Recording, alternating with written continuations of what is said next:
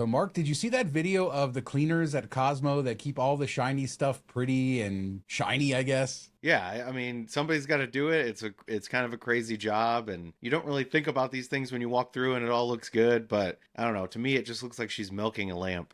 Okay. There's an army of workers that go around this city keeping everything shiny, and that's what you have to say? Yeah, they milk the lights. That's what.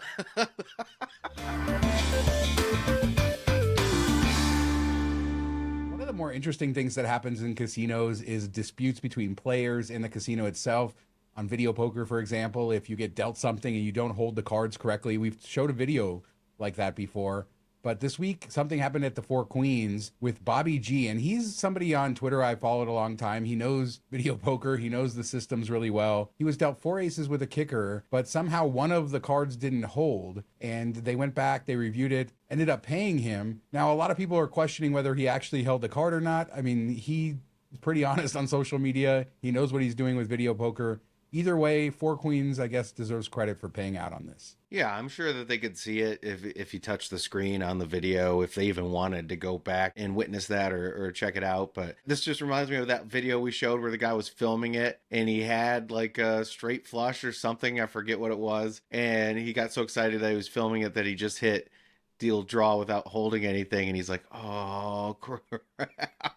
And sometimes they'll play with you and allow you and pay you out occasionally, as we discussed that time. And other times they'll say, you know what, that's user error. I don't know what you want us to tell you. So good for Four Queens. And it'd be cool if more of them did that type of thing. A lot of people in the replies on that were saying they've had this happen to them where they hold a card and then it gets thrown away. So apparently this is known to happen, or at least people are saying it's known to happen. But yeah, it's scary when it's like a $2,000 jackpot. You don't want that to happen. But yeah, good on Four Queens. It does sound like the gaming control board maybe got involved, so we don't know exactly what happened there. But they do have the ability on all of these machines to go back and review the previous hands and replay everything that just happened. Yeah, I think that's key. I mean, it's going to be a pain in the butt when you have to sit there and have them figure it all out. But at the end of the day, as long as you get paid, it works out in your favor and it's worth it. But yeah, it's stressful, especially like, people late in the night that have been drinking and stuff and maybe not paying as close attention and thought, oh, I must have messed up and not,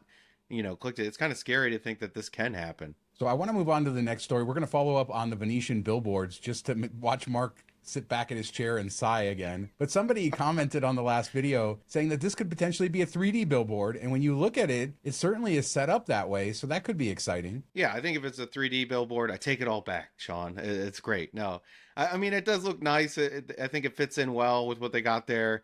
I'll just make a joke because it's like every meeting in Vegas is like, hey, what do we got to do, guys? What should we do to make things better? Oh, you know what? Let's add a screen. Like, that's what everybody's doing. We got to do it. But if it's a 3D screen, at least it would be something unique and different and kind of a step above. And then we'll see everybody else take down their screens they just put up 2 years ago and put in 3D screens. Will be crazy. Hey, that's the trend. But I want a 3D billboard. We've asked for it. We've talked about it. Maybe they're listening to us.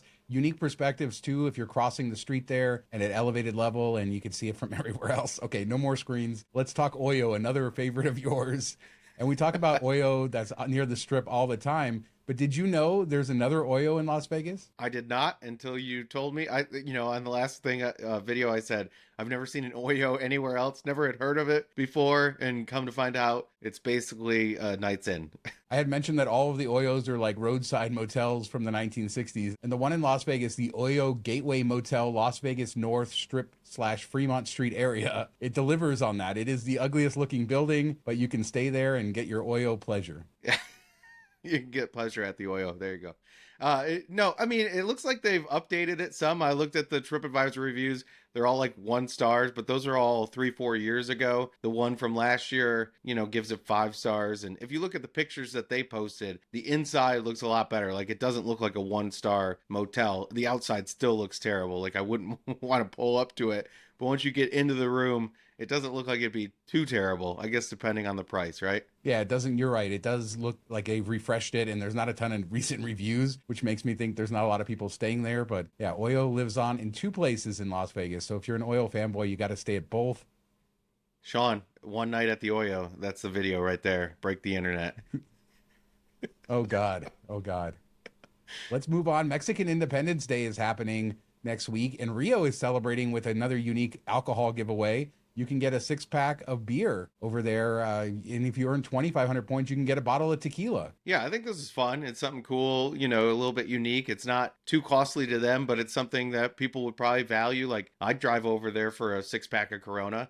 In Laughlin, that'd be like $75. So I mean, you're making money. But no, I think 2,500 points to get tequila, that's another cool thing to shoot for. You're not spending a ton of money probably to get there, and it just kind of adds to the fun of it. So I think, good on them for doing this. I think it's something fun and unique that you don't see at other casinos. And with Mexican Independence Day coming, that means that the UFC event at the Sphere is coming next week. And there was some news out of it about how much they're spending on this and how much of a spectacle it's going to be. Of course, Dana White out in the media trying to hype this thing up. According to this Review Journal article, they had originally planned to spend $8 million on the visuals for the UFC event at the Sphere. It's now ballooned to over $20 million, but he says it's going to be the biggest live sports spectacle ever. We've seen ticket prices were insane for this thing. I haven't looked at how much pay-per-view is, but I have to imagine it's going to cost quite a bit, but I want to see it. Yeah, I think they'll make, over 100 million. I'm just throwing a number out there. I know nothing about UFC, but I'm guessing 100 million on pay-per-view. Maybe ticket sales will come close to covering a big chunk of the costs that they had to outlay, and then pay-per-view will be all the money where they make it. But I think this will be big. It will be something really unique. Crazy enough, I haven't seen like a lot of bars or anything. Usually these are big events for, hey, come to the bar, watch it. They pay the licensing fee and all of that stuff, but maybe that fee's too high or they're blocking it somehow. I don't know what's going on there, but I haven't seen it as much as you would have in the past somewhat. Yeah, you're right. I haven't seen a ton of marketing for this either outside of Sphere visuals and us following it pretty closely, following the news and stuff. He also says other sporting leagues are going to be looking to this to see if they can use the Sphere or Sphere-like venues in the future for similar things like this. We talked on 20-Minute Travel about these new bars that are these experiential bars that make you feel like you're in the stadium. And this just reminds us that sports and this technology and, dare I say, screens are really sort of integrating into a cool new future. Yeah, I mean, that sports bar basically makes it that you don't need to go to the game really anymore. It's crazy. You're like right in there on the field and everything, very immersive. Exactly what the Sphere's doing, but in a much smaller scale, more accessible scale for people. So I hope that to see that grow. But this kind of kicked off the trend. I hope this goes really well. I think a lot of stuff could happen in the Sphere outside of just concerts and movies. And this kind of opens that door, and it'll be interesting to see. And if it goes really well, maybe big boxing matches end up in there. UFC comes back several times a year, fills out the calendar like we said they need to do there. So, I hope they get that big number. As a reminder, we have our Patreon. $5 a month gets you access to our weekly after show, behind the scenes of Mark talking about all the people who clean this fine city, plus a ton of other stuff. Patreon.com/MTM Vegas for all the information. And thanks to everybody who supports us over there. Got milk? So the Palms has a new general manager, Stephen Thayer. He's coming from the Strat. He used to work at Caesars Properties in Atlantic City and Vegas, and he is taking over next week at the Palms as their new GM, running the entire thing. I guess that's news we should cover. Yeah, I mean, it's going from one property that doesn't get a ton of love to another property that used to get a ton of love but doesn't as much anymore. But we've talked about the Players Club there and how it's probably the best in Vegas, according to people. And so hopefully he doesn't mess with that too much going over there. But I think it's a good hire from what we know. The Strat used to be kind of an afterthought. And I think it's a nicer property than it was, 15, 20 years ago. So I think he's done well there, and we'll have to see what he does at the Palms. There's definitely some untapped potential over there at the Palms. We see what it used to be and what it can be. So hopefully he can get it back there. And this is just a reminder that these industry insiders are all over the place, and they go from property to property. And even though Palms is owned by San Manuel, first native-owned casino in Las Vegas, they're going to some traditional talent in order to run this. And that's good. I mean, it means that this is a Vegas casino. It's going to be run in the Vegas way, and this guy's been around forever. So I wouldn't expect huge changes coming in. They have, I feel like, been fairly successful, and lobster videos aside, everybody seems to be happy with them. So, I think that this is probably going to be more of the same, but, they're getting the talent that they need to not only be in Las Vegas, but entrench themselves here long term. Yeah, I think, we've talked about how we want more operators, more competition. So, there's nothing that we'd like more than them to be successful. Same with Virgin and everybody else that's newer on the Strip, Resorts World and everything. So I think that, anything that helps is good for us as the consumer. And I'd like to see more come in and kind of break up the duopoly that we see on the Strip. So the NFL season started this last weekend. It was disastrous. for my Packers, good for your Lions. But Circa Survivor also started with a record number of entries, 14,266 entries, making the prize pool $14,266,000, the largest football pool, I believe, in the world, which is super interesting. But then on week one, 40% of the people got kicked out. Yeah, that's you wouldn't expect that because this isn't against the spread. This is just picking winners. But the first week, I mean, things were kind of crazy this week, as we saw. And I know you said in the show notes that the Bengals were a big culprit on people losing. You know, the Pats have been pretty terrible for a few years. So I could see why people would lean towards that. And the Bengals, Joe Burrow coming back. They usually start slow, though, and this seems to be the same type of thing, and they lost and knocked a whole bunch of people out. But the really crazy thing is what, 40 some people didn't even put in their pick and lost $1,000 right off the bat. How stupid are you?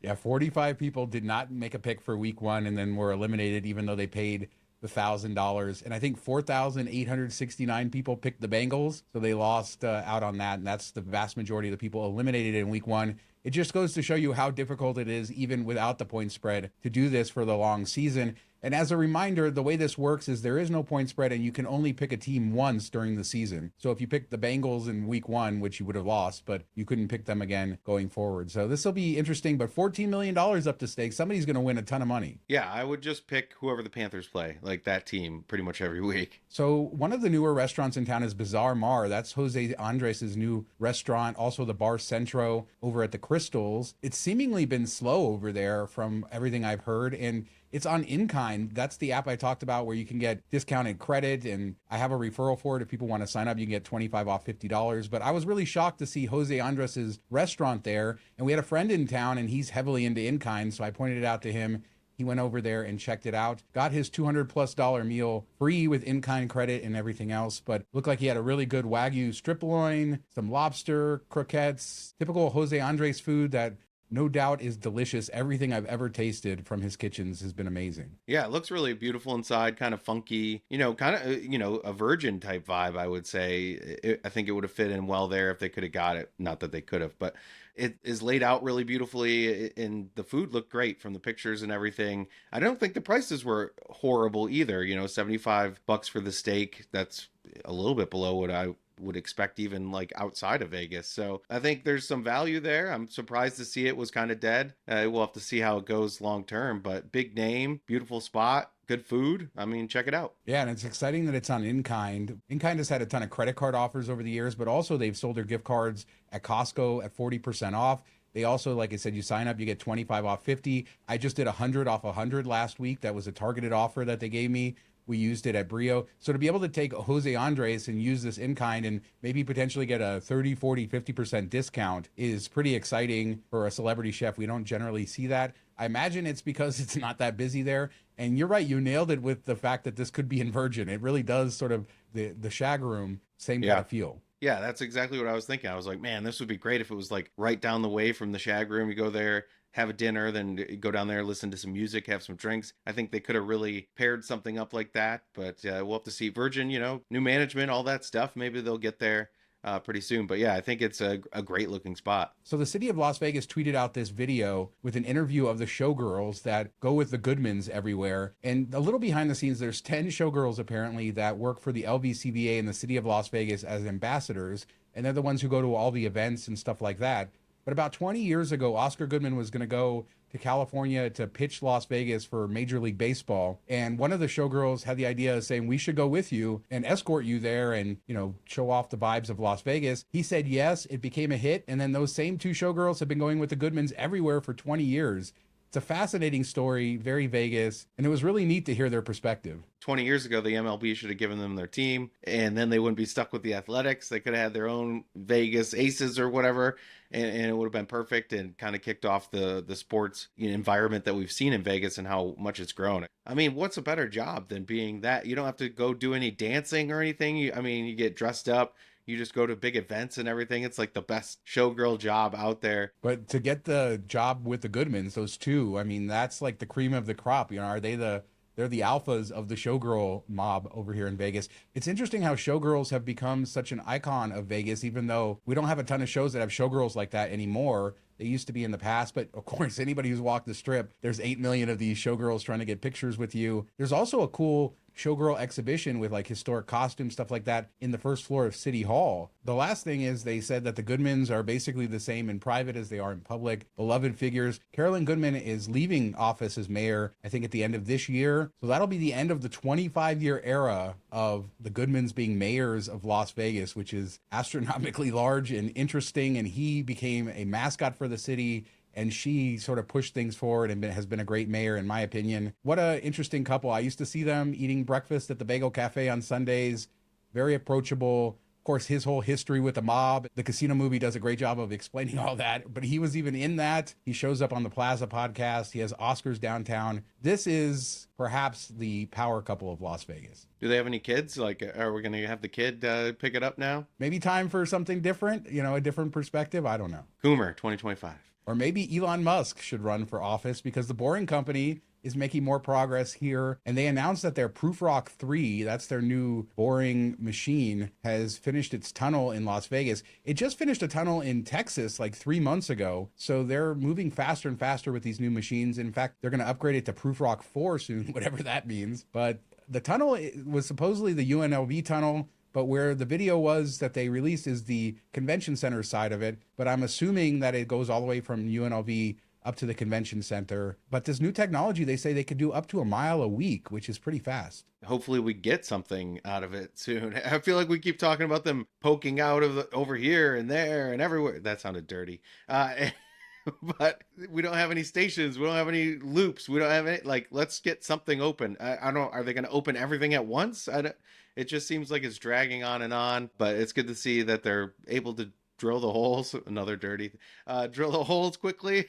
What's interesting about this, though, is they're kind of using Las Vegas as a proving ground here, and this technology is getting better and better, and it's almost fully automated. It can almost dig itself down from the surface without much intervention or help, and it does a lot of the stuff automated. So I guess this really is the future that Boring is selling for digging tunnels cheaper, faster, and we're just the guinea pigs here. So it's still going to take a long time, but it is fascinating to see this technology, and it's worlds faster than the old tunnel diggers that we used to have. And so while we're frustrated that Vegas Loop is taking forever, it's interesting to see that Vegas is the center of all of this. Next up, tunnels to Mexico. Let's go. So let's close with this. The Halloween suite at Westgate. We've talked about it before with some of their press pictures. For people who don't know, there's 7 themed suites at Westgate, including a Christmas suite. There's a cowboy suite, a plaid suite, a few others, a wedding suite, if I remember right, and the Halloween suite, which I think is the most unique of them. And Carrie Bilicki was recently there. She got to go through the room and film it. And I like this video because it gives us a better understanding of what the room actually is compared to the pictures. And it looks incredible. She says it never goes for less than $4.99 a night, which is expensive, but for the right people, this is a neat place. Yeah, if you really love Halloween and all that stuff, I think you'd have a lot of fun here. And the clown would creep me out. I don't know that I could sleep in there. But it's a little bit, I mean, it's dark, it's painted black, but I think like what you said with the video, in the pictures, it doesn't seem that dark in there because it's got lights when they're taking the photos and everything. But when you walk through, it's like really dark, like at night it's probably dungeness. And I don't know that I would love that. It'd probably be great for sleep, but I'm not going to hang out in there.